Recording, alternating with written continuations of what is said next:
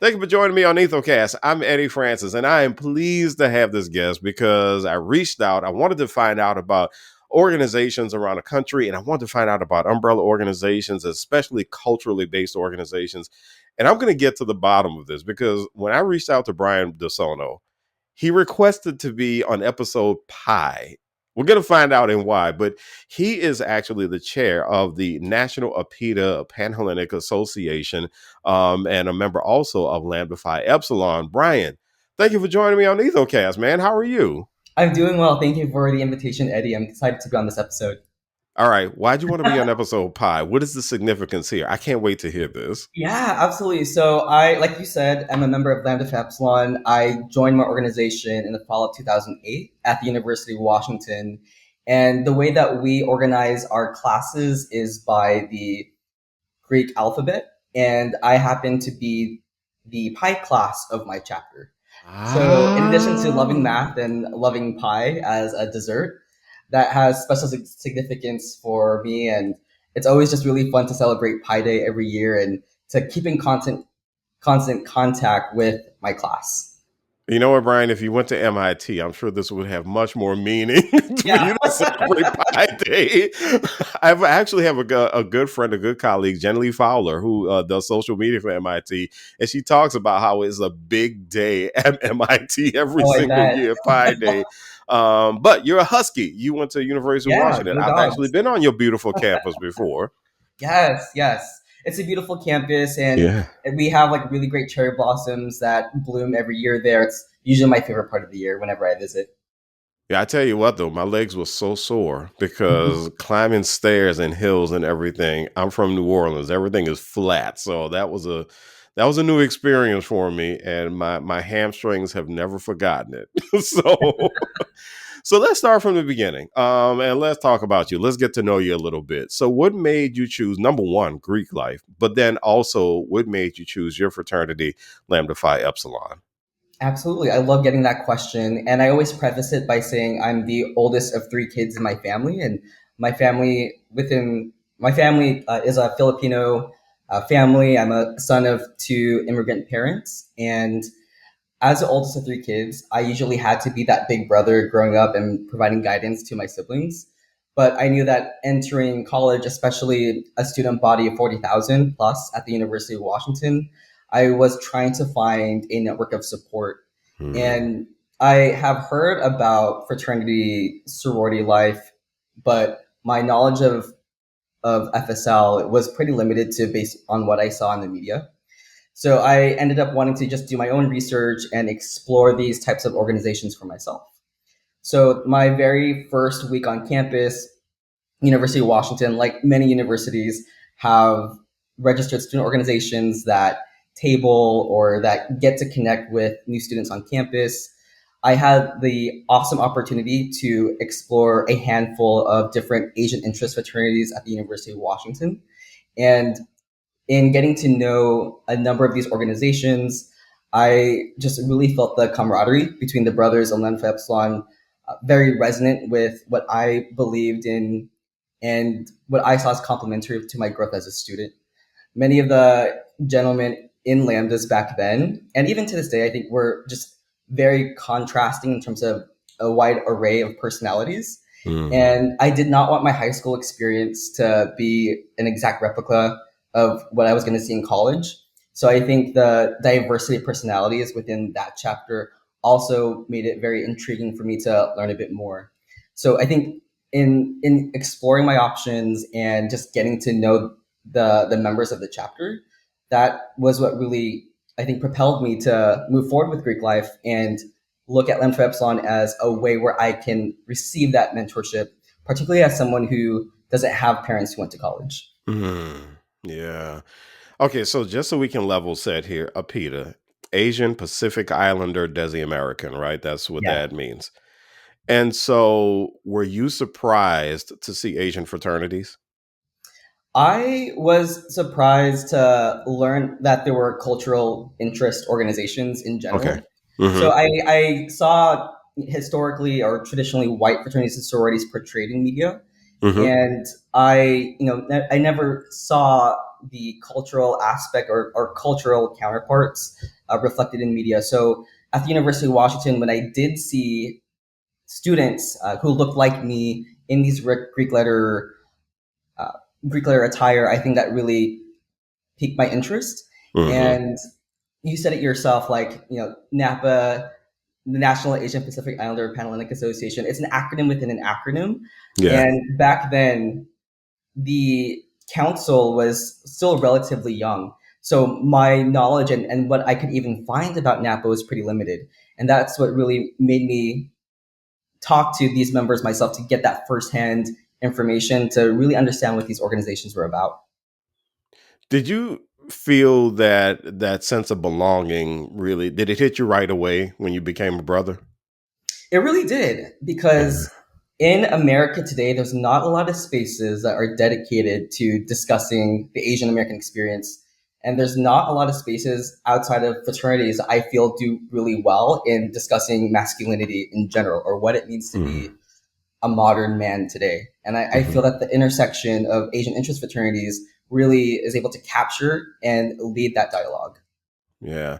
That's that is an interesting point because you really don't you go through school and you have civics, you have American history, but you're right. I mean, the discussion about the Asian American experience is one that is pretty limited, and I can say that it there was a lot of stuff that that we would wonder, we would ask about, and you're right, like that stuff just it just never really came to the surface about how the Asian American experience has gone, throughout history. I mean, you hear bits and pieces, but you're right. I think that's a great point that you make there. So, um, talking about NAPA itself, how many organizations are we talking about that are members of NAPA? And I have a second part of that, but how many organizations are we talking about?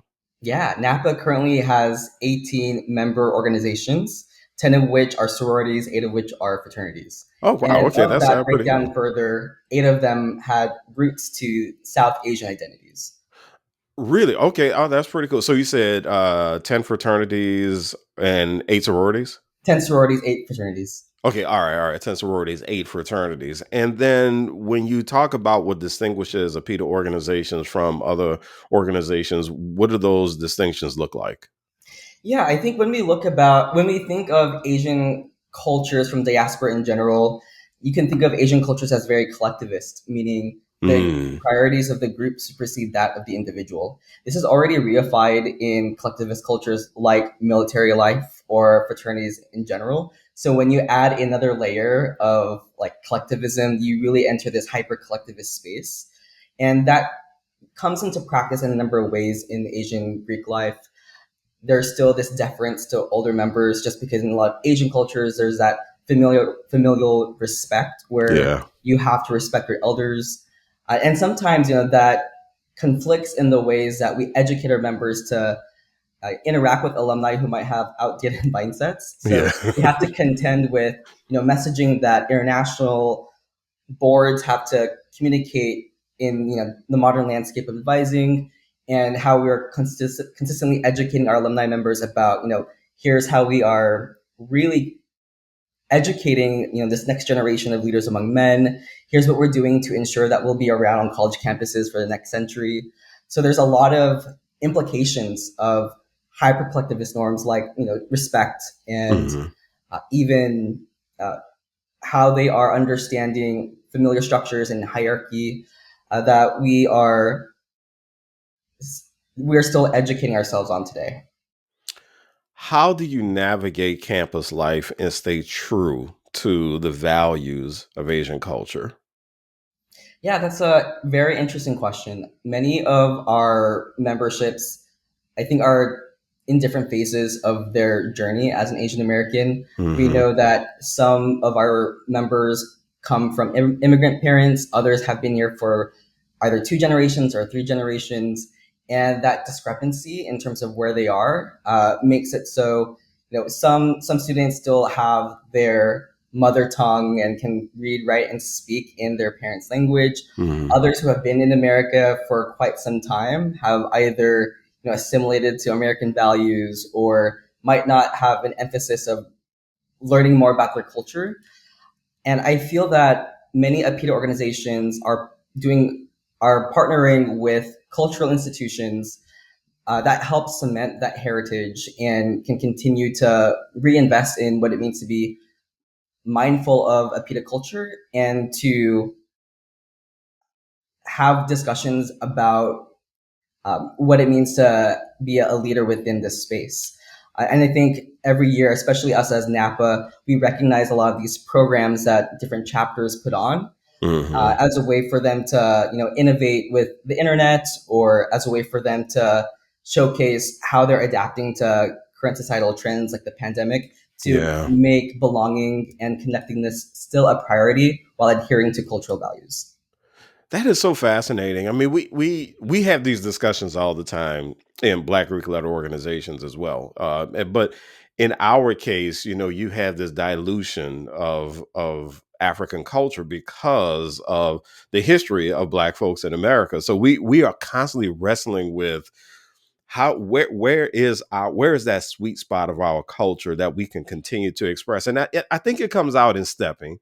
I think a lot of it comes out there, but then when you get deeper into conversations, and I love that you brought up what the view of leadership might be. I think for us in NPHC organizations, that's what we kind of try to identify constantly. Like, what does leadership look like for us? If we really were to if we were really dig into the roots of our culture and the diaspora and that sort of thing. So that's got to be a fascinating conversation, especially for the members, and especially figuring out how to meld it with Greek life itself. You're listening to Ethocast. I'm Eddie Francis, and we're talking to Bryan Dosono. He's the chair of NAPA, the National APIDA Panhellenic Association, and we're talking about APIDA fraternities and sororities. APIDA being Asian Pacific Islander Desi American. So, speaking of this culture clash, one of the things we deal with in Black Greek life is we have this criticism from our fellow Black folks, and the ones who are not in fraternities and sororities. Actually, it happens even in my own family, where you have people who say, well, aren't you really selling out by copying, Greek traditions and that sort of thing? And Bryan, I got to tell you, my response to that is always, well, we're not sitting in frat meetings eating baklava or anything like that. I mean, when we do service projects, the first place we go is a Black neighborhood, 9 times out of 10, or a Black church. But as far as APIDA members are concerned, are there similar conversations that happen in Asian culture? Yeah, absolutely. I think a critique that I hear from Asian student organizations on campus are that Asian interest organizations, Asian fraternities and sororities may have very similar structures to traditional, Yeah. traditionally white Yep. fraternities and sororities. Yep. And it's funny because it's these exact same Asian student organizations are adopting, this big little mentorship structure. They're coming out with paddles of their own. They are Yep. wearing they're wearing paraphernalia with the name of their Asian student organization. So I think it's, a hypocritical conversation to have, Yeah. but I could totally see, why that would be their knee jerk sort of observation. And what I think our organizations are doing well is they're, in today's day and age, I think our organizations do a really good job with educating every member who gets initiated into the organization about the history of why our organizations were founded, Yeah. the importance of partnering and supporting Asian owned enterprises and Yep. minorities owned businesses. And I think that our fraternal organizations within the Asian American community do that in spades. And I would posit, do that in higher rates than any typical Asian interest student organization would. I Mhm. think that our organizations have really strong institutional memory that is embedded in a fraternal structure that Mm. Asian organizations that might have high turnover may lack. So Mhm. even despite that criticism, I still think that our organizations are able to reconnect to APIDA values while they're running their chapters, and I think they're doing it in a way that has this level of sustainability and operational excellence that a typical Asian interest student organization, for example, like a Filipino American Student Association or a Chinese Student Association, may not have. Yeah. So, I my brother told me this story when he was in college. There was a group of guys he hung out with, and they just couldn't stand the Greeks, couldn't stand them. And so they all got together and they said, well, you know what, we're going to get together. We're going to form our own group. And so they said, yeah, you know what, we're going to get together and it's going to be our own kind of brotherhood. Okay, so first mistake. And then they said, yeah, you know what, as a matter of fact, we're going to call ourselves Us Fi Us. And so when you mentioned that, I was sitting there thinking, okay, so this is a thing. This is what people do when they get upset. But here's the thing that's really interesting to me. One of the first things that you mentioned about the distinction of Asian culture is the sense of collectivism. I mean, a fraternity or sorority, you can't get more collectivist than that on a Yeah, college campus. So there's got to be, do people not see where that alignment works out? yeah. I think from the outside looking in, it's really easy to critique fraternities and sororities Yeah. because they just have their own rituals and they have certain practices that differ from the rest of the student body. And we could be a bunch of goofballs when we want to Yeah, be. of course, of course. Ultimately, people join people, and people want to Yeah. associate with friends that have similar values. So I am always in the belief that anyone on any campus, if they understand how to create their own student organization or join a student organization, you can find belonging, wherever you go. Yeah. The belonging that you'll get, though, in a fraternal organization is going to look completely different than what you'll find in organizations that have lower barriers of entry. Yeah. Yeah.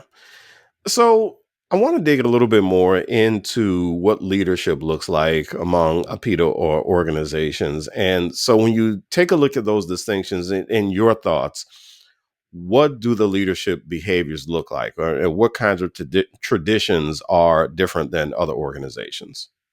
Yeah, most of the 18 organizations within NAPA right now are still very much volunteer run, with Hmm. the exception of three. That is like Alpha Kappa Delta Phi sorority, Sigma Beta Rho fraternity, and Lambda Phi Epsilon fraternity. These three have executive directors that are paid to do what they do. But for the most part, many NAP organizations are still in their infancy in Hmm. comparison to the rest of the uh, fraternal fraternal Greek life that have organizations that have been around, for over a century. So I think because a lot of these organizations are still volunteer run, they're still experimenting with modalities in terms of how they are governing their members, how they're educating Hmm. members on key issues of the time, and how they are growing across different campuses in North America. I think many of these organizations are doing a good job with educating their leadership or their headquarters through nowadays I see a lot of hybrid sort of leadership summits, but I think when it comes to the way in which we work as a coalition, we're able to look at NAPA as a vehicle that brings all of our members together annually, and we, I think, through training are able to share best practices and really look at approaching problem solving not from a mindset of deficit but one from Yeah. abundance. Because I think if we were to look at Hmm. the Asian Greek life landscape a decade ago, there was unnecessary competition among already, I think the frame of thinking a decade ago was there's only so many Asian student organizations on campus, which means they're competing for XYZ resources in a limited amount. But I've now been seeing that the collaborative approach is one that introduces optionality across different campuses. Students are happiest when they get to join the sorority or fraternity that best aligns with their values instead of sticking with the default one on campus. And we're seeing that the collaboration piece also makes it so that the sole Asian sorority or the sole Asian fraternity on campus isn't complacent in what they do. I think Mm. the friendlier competition that comes out in jest makes all of our organizations perform better. So I think when it comes to like leadership trends, we're seeing more of this collaboration between our member organizations nowadays than we did a decade ago. That's right. That's actually, it's got to be exciting though. It's got to be really, really exciting for you, someone who's leading this ecosystem right now, to watch all of this develop. Are there things that you see that really kind of get you to kind of geek out maybe a little bit, to say, okay, wait, here's what we can do, and you kind of throw something in there to bring people along.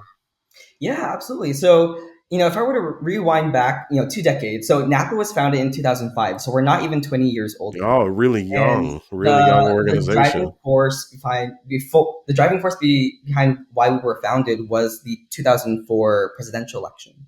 And the 2004 presidential election was one of the very first times all of the collective Asian Greek community, band together to show our political power at the polls through voter registration. Wow, that is So, dope. Okay. yeah, it was a nonpartisan event. We partnered with Yeah. APIA Vote, which is still an active partnership that we have today to really, showcase to political decision makers that they should not be ignoring the Asian American vote.